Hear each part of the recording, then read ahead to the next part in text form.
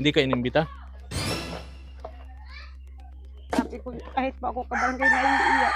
Ha? Sabi ko, ganun ang ano niya sa akin. Dinadasal ko po sa Panginoon. Ayoko man pong pumunta doon kasi hindi man yan katulad ng nakaraang birthday. Nagka-issue kami ni Bispera Ilsa na ganun-ganun daw.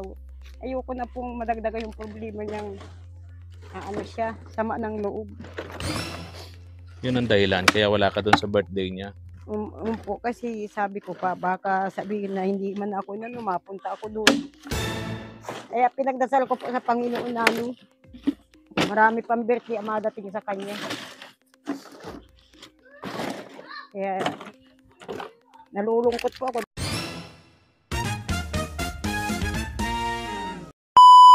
Subscribe to my channel. Mga katuwang, si Ate Malu. Matagal-tagal ko rin itong di nakikita rito eh. Hindi ko napapasyalan. Oh, may bumbahan na sila dito. Wow. Malaking tulong tong bumbahan na to dito. Oh. Ha? Kumusta kayo, Ate Malu? Saan kayo galing? Saan si Kuya? Ha? Nasa loob. Nagpapahinga. Saan kayo galing? Tika po ng Kalakal, pipiliin ko yung mga i-deliver ko naman. Kumusta kayo? Ay, sa awa naman po ng Diyos. Kahit mahirap ay laban pa din sa bahay. Ay, tama eh. Basta't wag kang susuko. Ikaw yung breadwinner ng pamilya mo rito. Minsan po yung nalilipas-lipasan ng pagkain. Kaso lang ay tinitibay-tibayan ko kasi minsan nalilibang po ako magparami ng Kalakal. Alas dos Ano tong mga ito? Ito oh. Ano po yun pang-deliver yan? Pipiliin ko. Ha? Hugasan.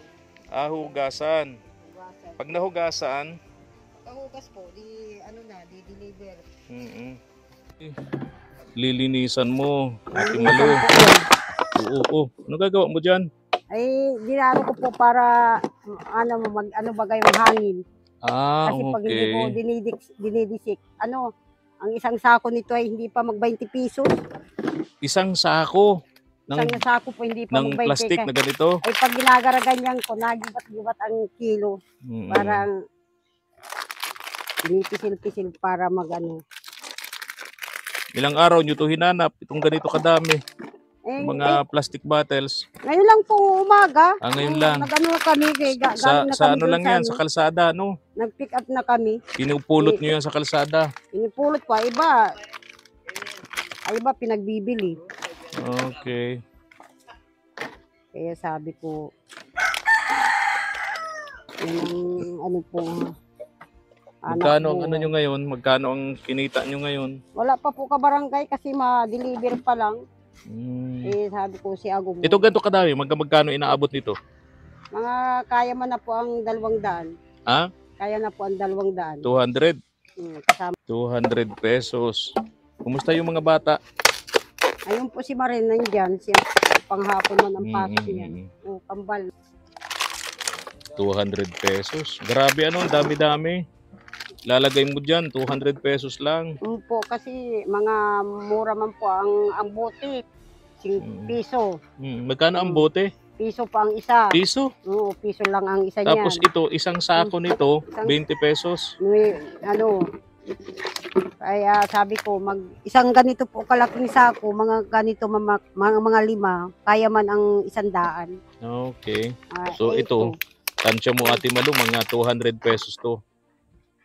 Kaya tiyagaan lang po kabarangay kasi mainit naman po ang panahon ay kaya inaano ko ang kalusugan ni Akala ko nga, maulan ngayon kasi sabi ng Pag-asa, may bagyo nakapasok na sa Philippine Area of Responsibility, yung Typhoon Guryo. Pero hindi, mainit no? Yun naman ang tinataba. Baka lang ito tinapay ito. Grabing sipag ng mag-asawa. Kahit ang asawa ni Ate Malu may sakit, stroke patient po.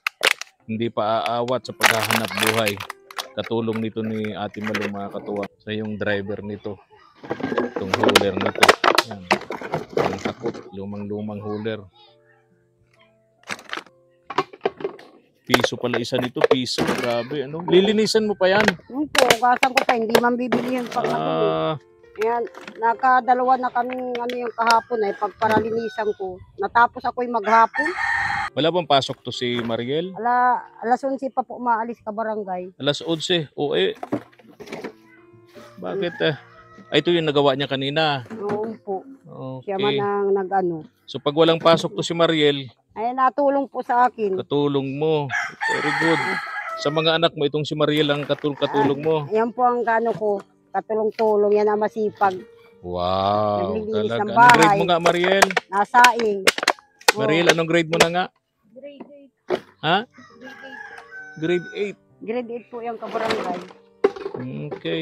Kaya sabi niya, Mama, kahirap ng buhay. Syempre, mas maganda yung nagtutulungan.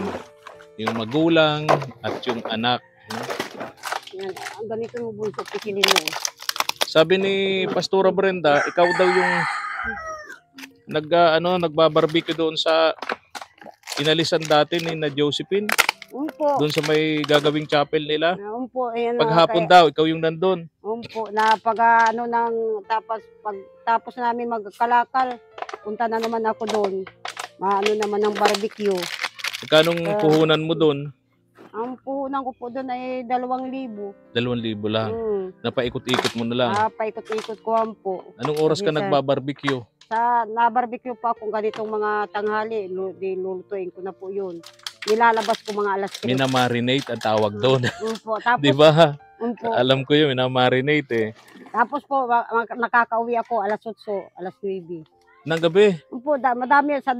magkano kita mo doon? Na ano man po, na tubo man ako ng ang kapital ko ay 2,000, na 1.8 po ang kapital ko. Na? 1.5, 1.3. Ang alin? Yung ano, kinikita ko sa ano. O di malaki. Malaki pala kikita mo. Malaki po, ipimbi sa pag, yung po mga sabi yung barangay matumal, minsan 1,000 lang. O Hindi di, po malaki riyan. pa rin. Kumita ka ng 1,000 o tapos magsisimula ka sabi mo ng hapon, magtatapos ka ng alas 9, alas 10 ng gabi, tapos kikita ka ng 1,000, di malaki yun. Sa, sa isang buwan, di may 30,000 ka. Yung pong mga... Ay pwera pa itong ginagawa mong ito. O ay mayaman ka pala ngayon, Ate Malu. Po, di po na, ano, kulang po minsan po. Pag mahal po baga ang yung mga barbecue, pinagbabara budget ko lang ang minsan Sigurado ka, 1,000 ang kita mo. Ay hindi po 1,000. Ano? Naguguluhan ako si Mariel. Tulungan mo nga itong mama mo. Hindi po 1,000. Ano? Nasa mga 300, 400 lang. Oh, Kaya yun. ang kapital ko, 2,000. Ayun. Okay. Kaya nabigla. Gulat ako sa iyo eh. 300 po minsan. Yun yung kita mo pala. Oo po. Sa, 200, 300. 300. Sa 2,000 mong Ang ano man po, puhunan. yun lang po ang tubo ko doon nakukuha. So kung kumita ka sa maghapon, itong pangangalakal ninyong mag-ina, 200, sabi mo nga itong mga ito, Ito po pag na-deliver niyo mamaya, sabi mo 200 pesos to, no? 200 lang po ito pag dadagdagan ko pa po ito kasi hindi pa may mga nakasabit sa ulir. Tapos mamaya mga hapon alas 4 magbabarbecue ka hanggang alas 10. Kita ka naman ng 300. Barbecue na At gusto least ko. mga 500, no? Gusto ko po ang kabarangay may naghahanap pa ng yung mga bilog-bilog baga, yung kikiam, gusto ko madagdagan pa yun kasi lang po ang inaano ko lang sa kapital. Marunong ba to si Mariel mag-barbecue? Marunong na po yan na ano-ano na yung mga tugtog na kikiam. Marunong ka, Neng? Marunong ka? Tulong-tulungan na po ako doon Mabuti ito si Mariel, tumutulong pala sa'yo. Sa umaga po na pag walang pasok. Lalo pag Sabado Linggo na tulong. Kahapon wala kayo doon. Punta ko doon sa gagawing chapel ni na Pastora, wala ka doon. Saan po ka barangay? Doon sa sabi mong pwesto, wala ka naman doon kahapon. Ay kahapon po hindi kami hindi ako nagluto na gano'n. Ngayon po barbecue ako. Okay. Ay patay po kami ay. Anong oras magluto? Nagtitinda ka dyan ng barbecue? Ano po, mga alas 3. Oh, Nalabas na ako dun. puntahan ko dyan, saglitan ko, tikman ko yung barbecue mo. Po. Ngayon Yung na, masarap naman talaga. ano po, ang kilala mo na po, lalo pag masarap ang sauce mo, ang ano, marami nagbibili kasi kilala mo na baga ako yung pagtitinda ko noon ng mga kakanin. Eh sabi ko kahit ano lang po kabarangay hanap buhay, Ayo naman, napasok ko basta't po. legal, Meron po, basta't wala kang niluluko, wala kang meron naman inaapakan. po sa akin maglalaba kasi ang layo. Marunong ang Diyos Eh, kapag ka sabi ko- ikaw lumalaban ng pareha sa hanap buhay. Po, kaya Sabi nga, di ba, may kasabihan nga, nasa Diyos ang awa, nasa tao ang gawa, di ba? sabi ko maano nga si Marielo, pasok. Sabi ko tulong-tulong ka muna bunso. Maluto pa siya ng ulam niya. Sino? Masain po. Si Mariel. po. Si Mariel pa nagluluto. Ibig Opo. sabihin, kadarating nyo lang ngayon, si Mariel magluluto pa. Walo pa. Saan yung ibang anak mo? Nandun na po. Nasa Yung school na. Si Sophia, pumasok na. Maghapon Yung Sophia, yun. panganay ni Mariel, ano? Yung po si Okay. Sophia panganay. Siya, nauwi siya mga alas 6 na. Oh, Pasok ito si yan. Mariel. Pasok ng before lunch. Oo. Okay. Kaya yan ang kasama-sama ko, katulong-tulong ko sa umaga. Kasi si Papa niya, hindi man, mga driver lang, ano lang yan. So, alam naman yun ng marami na yung asawa nyo, talagang sa pag-drive lang. Pag bumaba ng motor, akayin mo, aalalayan mo. Kasi kung hindi niya kakayanin. Ano? Naano ko po ang kabarangay pamintinas niyang gamot kasi sobrang init na sakit daw ang ulo niya. Maintenance na gamot, ano? Yan po ang sabi Mamahal ko. ng gamot yun, ano? Mahal po, yung binili ko yung nagbigay ka sa akin 1,000. Nakabili ako lang ng 4 nun. Ay ano po baga ang isa nun. Nasa sabi ko, nagbili akong bigas. Nung iba ko sa mga bata, pamasa alawan. Kaya sabi ko, binabarabagit ko po ang sa pang-araw-araw po, ulam. Wala ka nung birthday ni Naimir na. Ay, Ang dami tuloy iniisip nung iba. Bakit wala ka daw dun sa birthday ni Naimir na? gusto ko man po pumunta ka barangay. Sabi ko, parang hindi ako ni Nanay Birna inano. Pero po, willing po yung kabarangay usapan natin na pag nag-agawa ayos ng bahay, sabi ko, willing na dyan yung mga gamit niya. Hindi nagbabago po ang ko sa mahal na mahal ko po si Nanay Birna kahit po Hindi ka inimbita?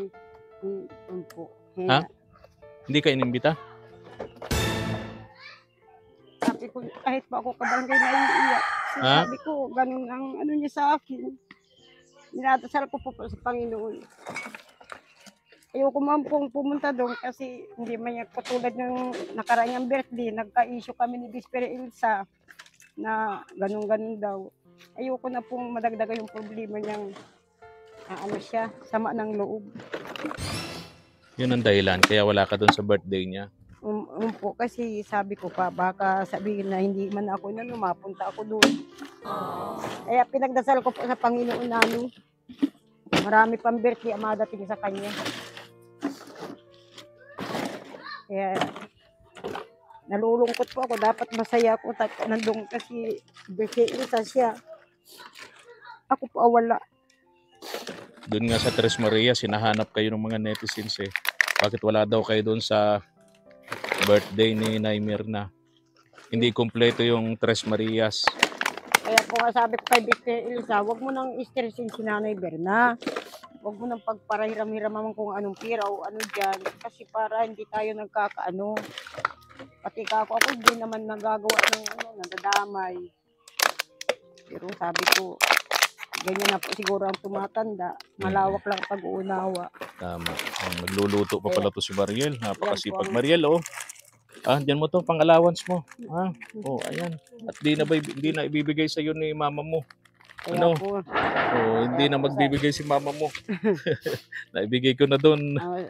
kaya po kayo kabarangay na ko po sana po po akong nanonood sa akin ang pandagdag po sa puhunan pa sa barbecue saka po dito sa pamintinas na agom ng gamot. Kasi po kailangan ko po yun. Sabi ko, kulang na kulang po sa araw-araw yung mga ng mga bata, alawan. Tulad po ngayon, nagmura ang mga kalakal. Nagmura. Di ba, yung kadami-dami na yan, 20 pesos lang yan. Opo. Kilo. Ang laki-laki, ang dami-daming tingnan sa hauler, punong-puno ano. Opo, kinikilo nila. Pagkatapos, pagdating doon sa bilihan, barya lang pala, Ang no? bakal, imbis na 18, nag-10 lang sa kanila. Oo, Ang nagmura ito, nga. na ito. Ang laki Nagmura po yung kalakal. Kaya siyempre, yung mga naghahanap buhay nito, di ba naalala ko tuloy, may kaibigan akong ganito yumaman sa ganitong hanap buhay.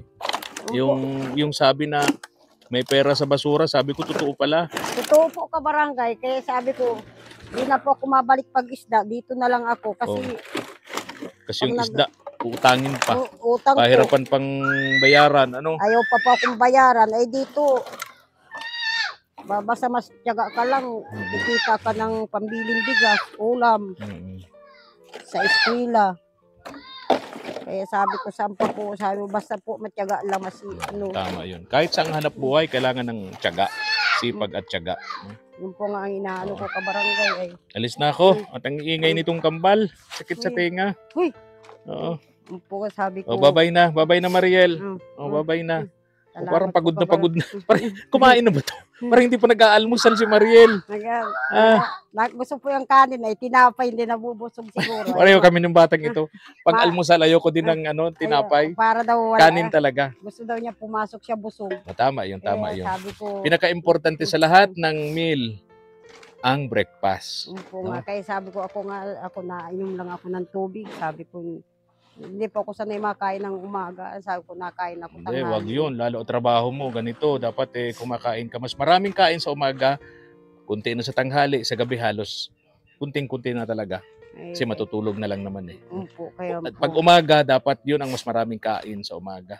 O, alis na ako. Babay na. Sige po, babay po kabarangay. Ate Malu, sana pagbalik ko, mabilhan natin ng gamot yung asawa mo. Ano? Po, saka At po, pandagdag ka mo dun sa ano? sa barbecue po. Barbecuehan mo.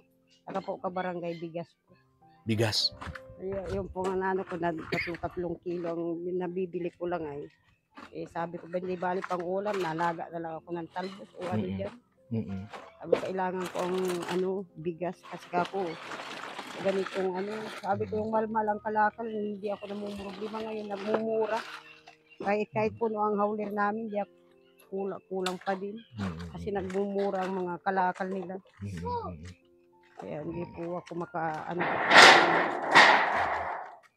Alis na ako, Neng. Bye-bye, ha? Maraming salamat. Ingat ka, ha? Pagbutihin ang pag-aaral. Ano? Para matupad yung pangarap na maging... Ano nga pangarap mo? Ha? Akala ko pilot. Akala ko stewardess. Ha? Oh, flight attendant. Oh. Mama, hindi ako mag-boyfriend makatapos ako. Oh, talaga ha. O tama 'yun, tama 'yun. O sige na. Babay na sa inyo. Okay. Napakasipag ni Ate Malu, mag-asawa. Kaya lang siyempre, kapos at kapos pa rin. Talagang pamumuhay dito sa Pilipinas. Kung ang pag-uusapan ay sipag, hindi sapat. Kung ang usapan ay sipag, di sana yung mga construction worker, mga magsasaka, mangingisda, na halos ginagawa ng araw ang gabi, di sana mayayaman na yun dahil sa kasipagan. Pero hindi Sa panahon ngayon, ang pinag-uusapan, diskarte sa buhay para umasenso. Hindi na yung kasipagan, mga katuwang. Pero mas maganda yun, masipag ka na, madiskarte ka pa. Ayan na, mga katuwang. Thank you for watching.